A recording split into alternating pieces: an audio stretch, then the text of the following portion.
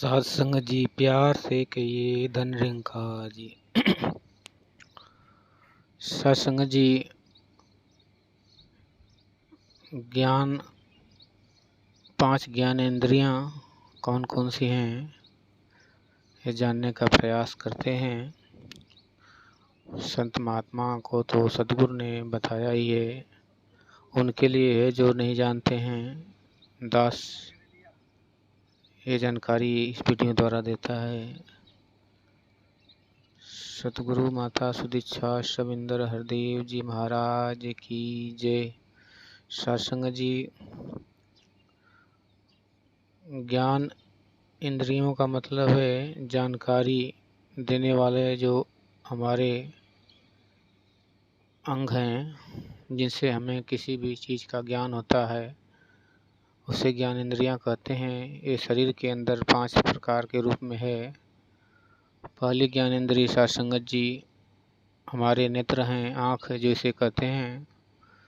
आँखों से हम किसी भी पदार्थ को रूप, रंग और आकार से देख सकते हैं कि उसमें कितना बड़ा है, कैसा स्वभाव है, कैसा रंग है, कैसा रूप है।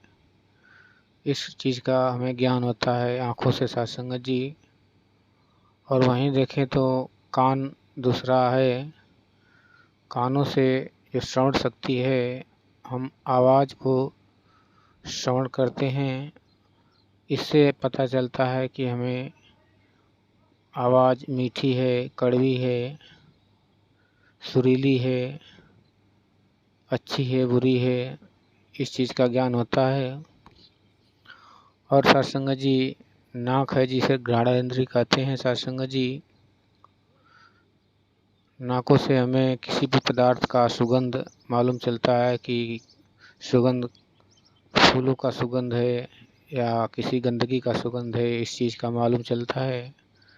जुबान से हमें स्वाद का पता चलता है कि किस खट्टा है, मीठा है, कड़वा है। और सत्संग जी चमड़ी से हमें मालूम चलता है कि पदार्थ गर्म है या ठंडा है। हवाओं का एहसास होता है इसी से। और बहुत सारे ज्ञान का एहसास होता है। जब हवा हमारे शरीर से स्पर्श करके जाती है तो हमें इस चीज़ का एहसास होता है कि हवा चल रही है।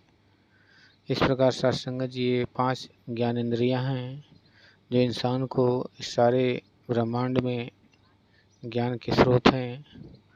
इन्हीं ज्ञान इंद्रियों के चलते इंसान इस माया मोह में जकड़ा हुआ रहता है।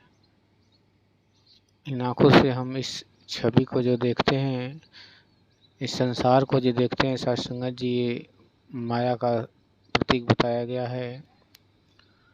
क्योंकि जब संसार नहीं था तब केवल ईश्वर मात्र ही था। अब संसार है तो यह एहसास हो रहा है, लेकिन अंत में फिर संसार नहीं रहेगा। सत्संग जी जो बीच में ये आभास हो रहा है, ये क्षणभंगुर है, नाश होने वाला है। सत्संग जी इसीलिए कहते हैं कि ज्ञान की उपलब्धि हासिल कर लो।